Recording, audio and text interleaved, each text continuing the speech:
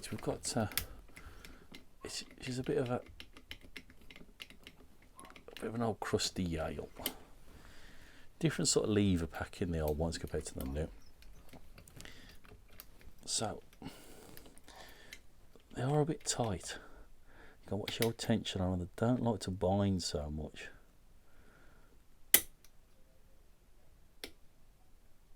Trying to lift up. See how tight these levers are. Just want to lift up. A bit more movement than on 5. I think 4. So we're going to have a little nibble on 3. 3 still not going. Anything on 2. 2 not going yet. A bit more on 2. 1. A bit more on 2 then. Oh, 1 a little bit. Tight there. There's 1 in the middle somewhere. 3. 5. Oh, lost 3. Back on 3. Oh, such a tight pack. Back on 1. 2 don't want to go yet. 1. 5. 3. God, I can't see. Wide silt's inside this bugger. Oh, tight there. We've got a notch, have we? Let's see if I can wiggle out of it. Oh, we've got it. God, that was 1. 1. Listen. Listen how tight that is.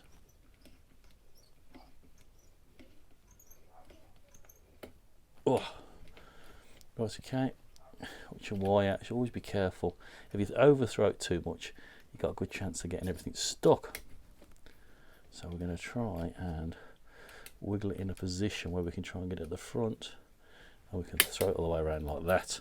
So you have to be very careful not to throw it all the way around. Right, let's have a look. So remember, I remind you, supporters, you've got a Andymac 5 gauge tension tool. Cut down. I've got them all down now. Just basically shave off the sides just enough so you can get through chubs and lots of different brands, because a lot of these, when you do get tension tools, are oversized. You do have to slim them down to a degree.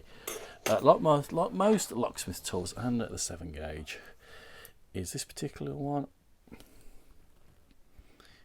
and again you have to slim them down. As I said last week, got them in the shop on sale at the moment. 30 quid each. 30 quid each. What a bargain. Right, let's have a look in here. God knows if I can. I hope. Oh, that one looks worst. For rust. Oh, don't lose the screws. She was a tight lock to pick.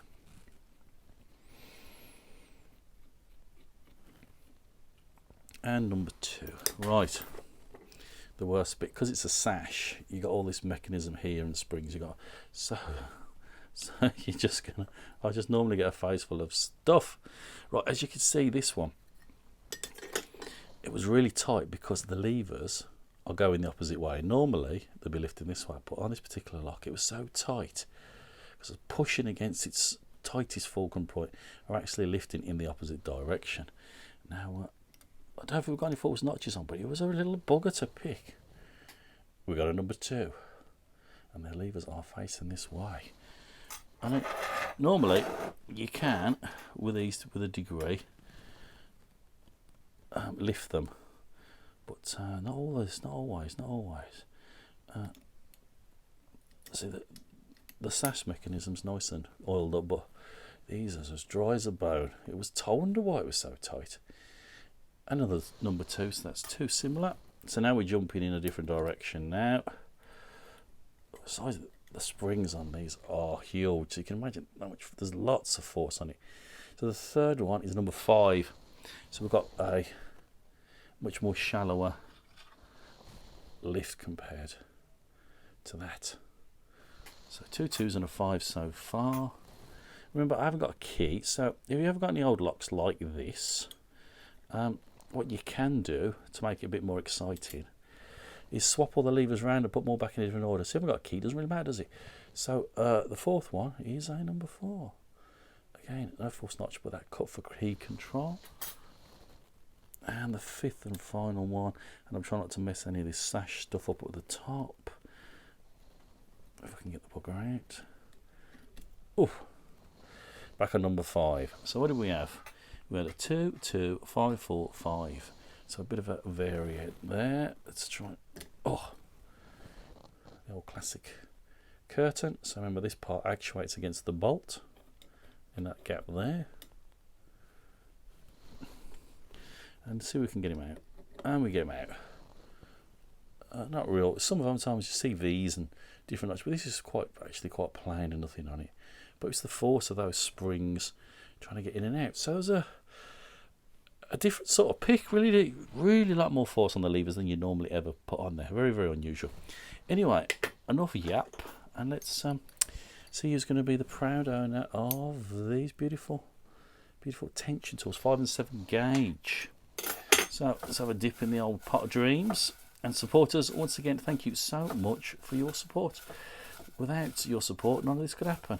And the reason I've got a shirt on, as you may think and asking, I've actually just walked straight in from work, and I'm just doing this video now on a Friday evening. I've got to get to Tesco's yet. Let's hope Magnus is still on special offer. Right, who we got then? Oh, it's a long old doodah. Albert Harty. Albert, my good friend. Albert, thank you so much for your continued support, and I shall send those tension tools off to you ASAP. Everybody, have a fantastic weekend, and I'll try and come up with something different next week. Remember, if you like the videos, please put a thumbs up. It's very, very kind of you. It's an interaction channel, so please leave a comment below. And if you're interested in buying anything shiny, there will be details below in the actual title somewhere there, in that little triangle thing you'll see. Click on that and you'll see a list of email addresses and links and whatnot.